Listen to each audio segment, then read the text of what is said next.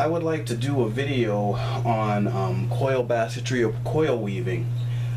Here are some examples that I've done, and I wouldn't say they're really any specific works of art, but they are functional, as you can see here. Just kind of a little change basket. And coil basketry can be done with very little or minimal materials. The raw materials are basically leaves or grasses, or long grasses, long leaves like this cattail, or sedges here. These sedges are the green stuff here. Work well. You could use plastic bags, you could use old fabric, you could use any sort of cordage, you could use strips of bark, and you just need some strong cordage like twine, or natural fibers like dog bane or stinging nettle, or milkweed or something like that, or even the grasses itself.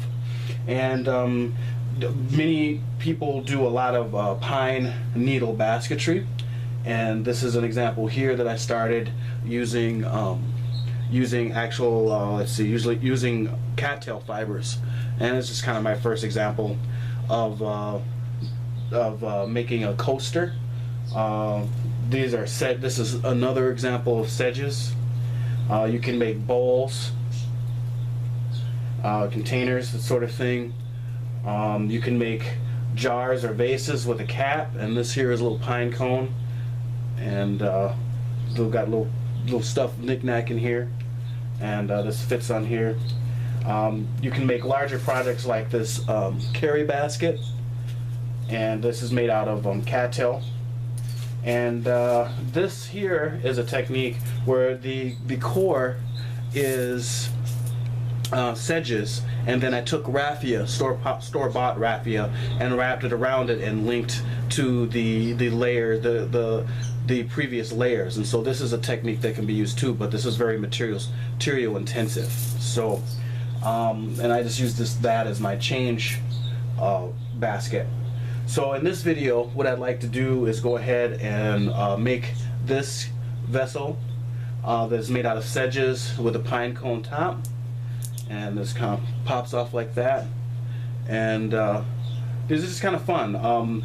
Practically, in a survival situation, you could weave the coil these so tightly together that they would hold water, or you can make that basket or vessel and put pine resin on the outside, and then you also have a watertight vessel as well. They also work as a sieve, so you could definitely strain or sieve out water because it will leak through and it'll go through the grasses or the fibers.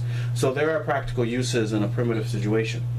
So we're going to go ahead and start trying to make this vessel here via video, and I'll be back shortly.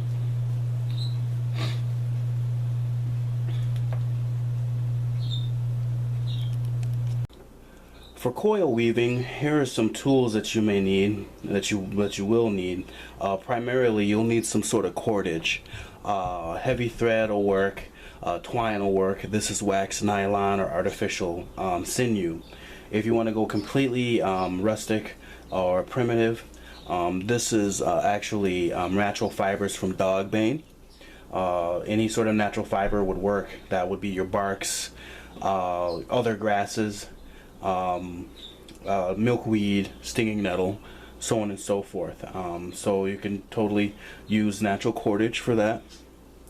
And then you'll need a needle, and you could use a metal needle, or this I have here is a plastic knitting needle that'll work. This is a primitive sewing kit that I made out of this is a turkey leg. This is the awl, or pokes the hole in buckskin or fabric. And then here are rib bone needle that I fashioned, and I've got a few of these here. And you'll need a needle to sew in or stitch in your coils. So it doesn't necessarily have to be primitive. You could certainly use metal or man-made or synthetic or manufactured, I should say, needles.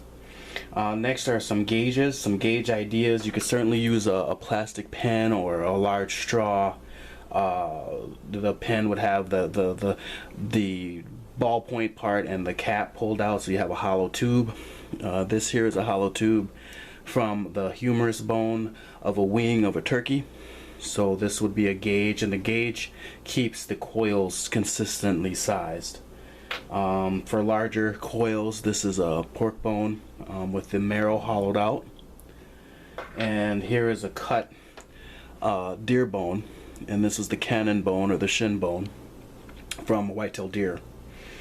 So all these here will work as gauges. And then a cutting tool, a knife, or stone tool, or these are kitchen shears. And then whatever material you're working with, and that could be grasses. Pine needles are very common to use. Sedges, sweetgrass, cattail leaves, plastic bags, old fabric, yarn, you know, so pretty much any fibrous material could be used. Durable fibrous material could be used to make a coil project. These would be the essentials to get it started.